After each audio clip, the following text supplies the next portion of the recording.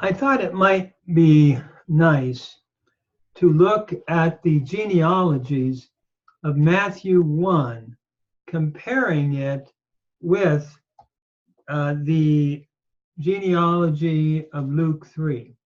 In Matthew 1, it is interesting. We start with Abraham and we go to David and then to the Babylonian captivity and to Christ.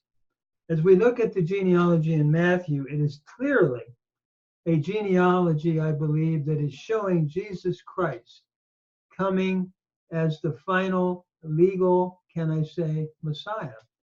And going from Abraham, where we have the promise, in you all nations would be blessed, we see different people groups, especially in the ladies that are named in the genealogy. We have Rahab, who was a Canaanite, Tamar as well. And we have David's wife Uriah, who was a Hittite. And we have Ruth, who was a Moabite.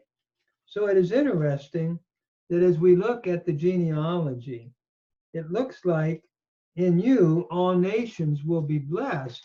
We're seeing the reality of that in this genealogy through the coming of Christ.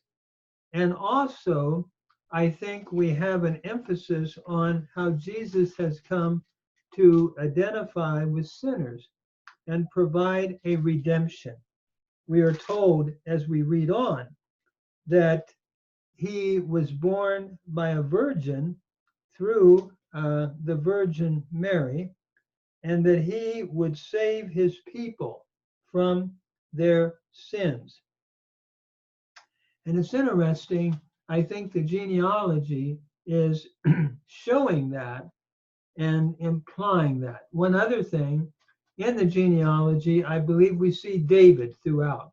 We have 14 generations, we are told, from the Abraham to David, 14 from David to the Babylonian captivity, and 14 from the Babylonian captivity to Christ.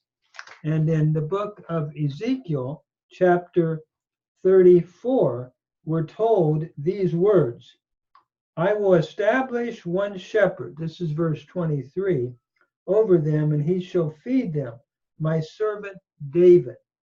And so I believe, and it goes on to say, and I, the Lord, will be their God, and my servant David, a prince among them. And as I look at the New Testament, it seems to me in Matthew chapter 1 that David is seen in that genealogy, the centerpiece of it, and also with the number 14, which basically is the number of David. In Hebrew, you had David, Daled, Vav, Daled.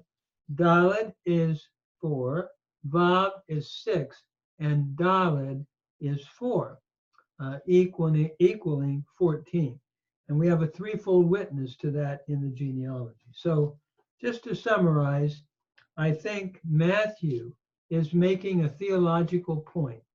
That is, that it's in Christ that all nations are going to be blessed and are being blessed.